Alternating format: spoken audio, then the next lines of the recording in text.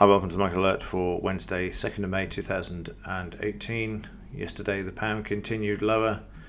The argument for lower prices was that we saw the construction figures, the PMI figures, coming out lower than forecast, and this sending the market to the downside, which you can see here. So it was fine up until the news, and then as soon as the news hit, the selling came back into the market and continued all the way through to the end of the session, with the market finishing down around the 136 area, if I recall. Yep, 136. So still some weakness around on the overnight. This 136 area has become really important. You can see the buying coming into the market there with some buying pressure, and prices trying to move back to the upside there. So in the daily chart, you get to see the bigger picture of this, and the market just moving all the way down. Next downside target is 135.59. Should prices continue to move lower, that's the 76%. And also in the bigger time frame, you can see that the uptrend that we had has actually been broken as well. Watch out for support at the 50 bar moving average. A lot of resistance around here with the 200 bar moving average and a double top as well. I never noticed this because I wasn't looking at it, but there's a good indicator there that there was going to be some resistance in this market. News for today, what have we got? It's the FOMC week, and yeah, looks like that's going to be the event of today. Interest rates remain the same though. Where are we? It's May now, isn't it? So it's June before we get the next live meeting, which is next month. We will probably see another increase in rates. And meanwhile in the Dow, this selling off sharply to begin with.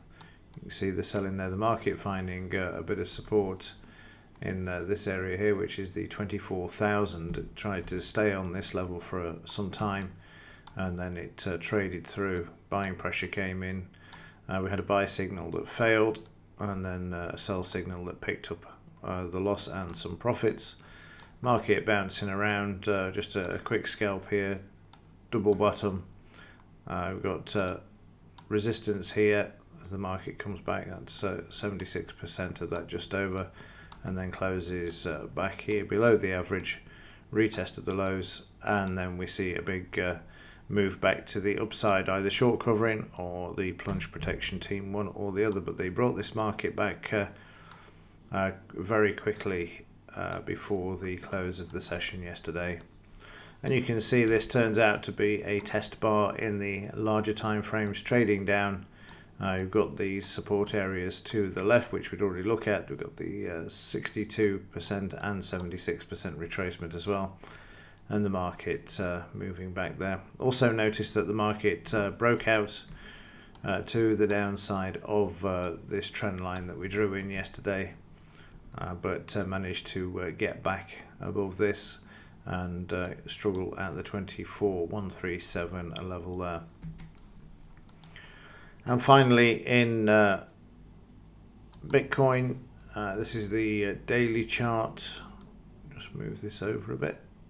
Yesterday the market also lower in this one, coming down to have a look at the 20 bar moving average, and then overnight just trading sideways to higher inside bar at the moment, which is pretty normal at this time of day. But the market getting stuck in a sideways range, which is why all of these areas are important ones to keep an eye on at the moment.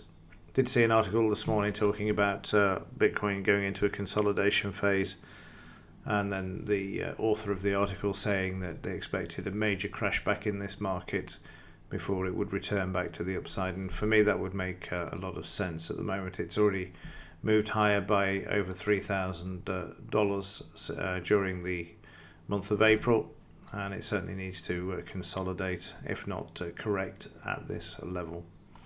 Right, that will do it for this one. If there's anything to report, I will let you know. Other than that, as ever, thanks for watching. See you in the next one.